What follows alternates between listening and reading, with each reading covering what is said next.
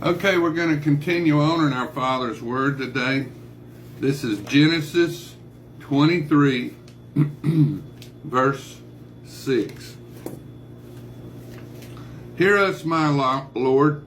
You are a mighty prince among us. Bury your dead in the choicest of our burial places.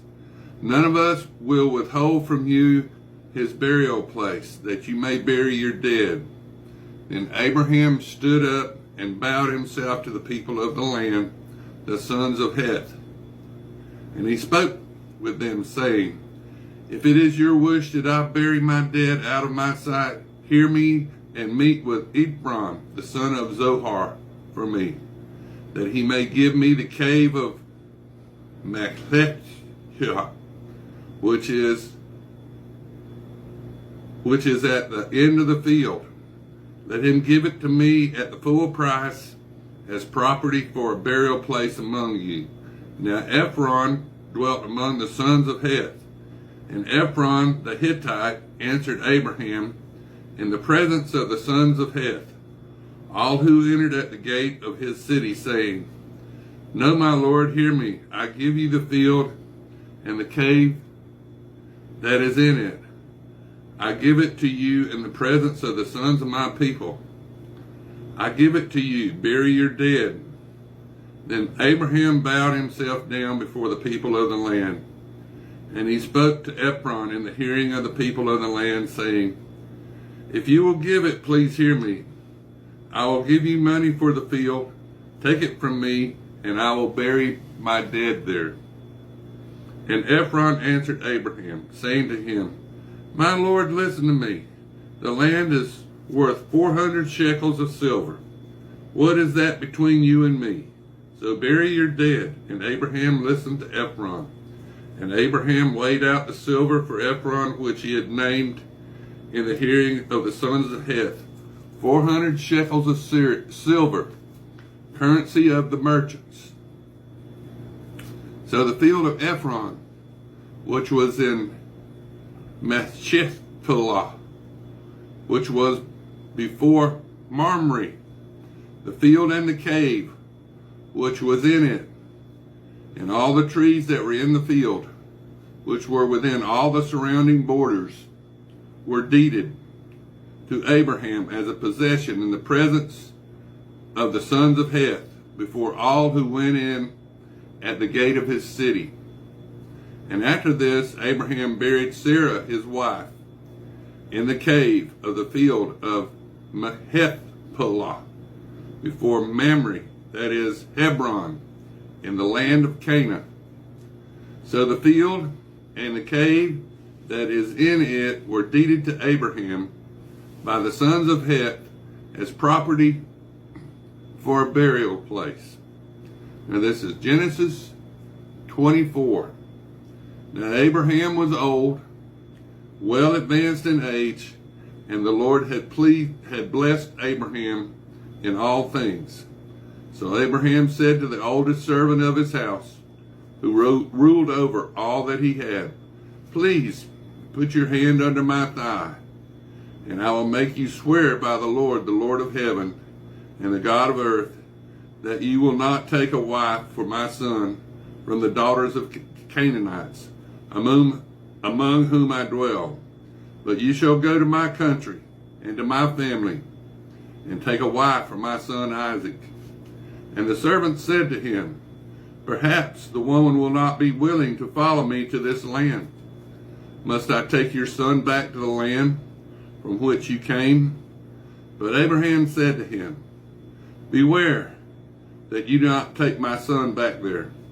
The Lord God of heaven, who took me from my father's house and from the land of my family, and who spoke to me and swore to me, saying, To your descendants I give this land. He will send his angel before you, and you shall take a wife for my son from there.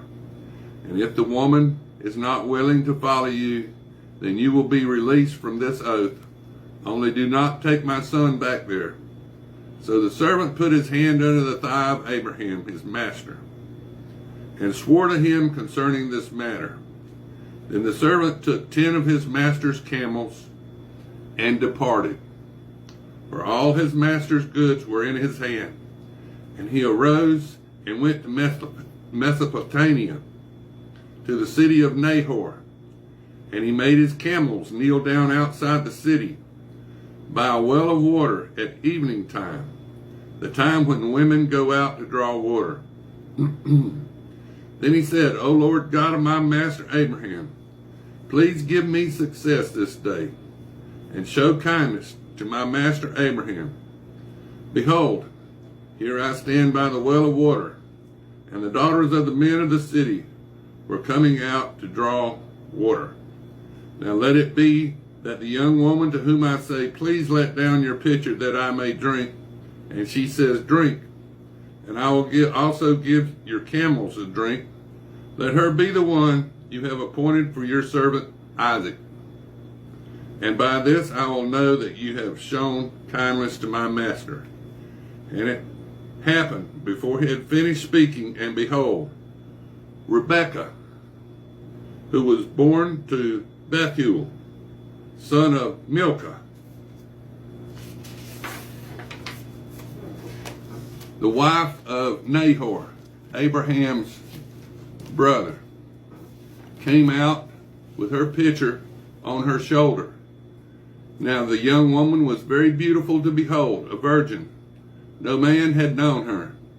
And she went down to the well, filled her pitcher, and came up. And the servant ran to meet her and said, please let me drink a little water from your pitcher. So she said, drink, my lord. Then she quickly let her pitcher down to her hand and gave him a drink. And when she had finished giving him a drink, she said, I will draw water for your camels also, until they have finished drinking. Then she quickly emptied her pitcher into the trough, ran back to the well to draw water, and drew for all his camels. And the man, wondering at her, remained silent, so as to know whether the Lord had made his journey prosperous or not.